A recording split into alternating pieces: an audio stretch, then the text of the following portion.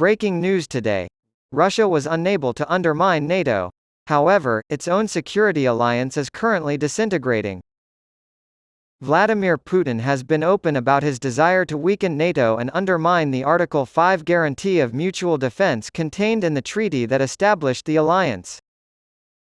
Although Putin's war in Ukraine has brought the alliance closer together, it has also inspired NATO to grow and reaffirm its promise to defend all of its member states. Meanwhile, the Collective Security Treaty Organization, Russia's version of NATO, is having trouble gaining and keeping members. Think about it. For over 30 years, Armenia and Azerbaijan have been at war over Nagorno-Karabakh, a predominantly Armenian enclave within Azerbaijan.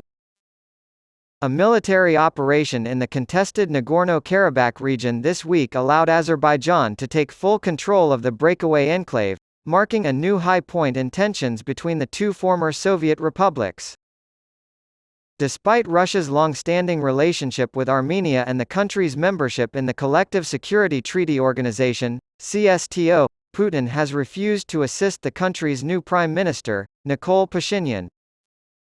Russia did not intervene when peacekeepers from their country were killed by Azerbaijani artillery. As a result of Putin's actions, Russia can no longer be seen as a regional power broker, and NATO members must now tell the world the truth. The anger in Armenia over Russia's lack of support has grown. During a violent conflict over Nagorno-Karabakh territory last year, it asked the CSTO for assistance. Article 4 of the Collective Security Treaty, similar to NATO's Article 5, requires Russia to defend the other member states from aggression, but Moscow's support never came. Since Russia is not participating, the security system in the region, i.e. the CSTO, is not working, Pashinyan said, explaining why Armenia and Azerbaijan had to turn to the EU for mediation. The Prime Minister has threatened to pull Armenia out of the alliance entirely, according to Pashinyan. His main point was that Armenia couldn't defend itself because it was a member of the CSTO and thus couldn't buy weapons from the West, despite the organization's repeated promises of military aid. It's not surprising that Russia isn't helping out. Putin sees the CSTO as a tool to maintain Kremlin control over the post-Soviet space and further Kremlin interests, rather than a mutually beneficial organization. Russia's Federation Council Deputy Speaker Konstantin Kosachev said this week that Russian peacekeepers will not take part in the hostilities in Nagorno-Karabakh on anyone's side, because Moscow is too busy with Ukraine. Russia, rather than helping its ally, has blamed it for the conflict, saying that the latter's decision to pursue closer relations with the West contributed to the escalation of tensions.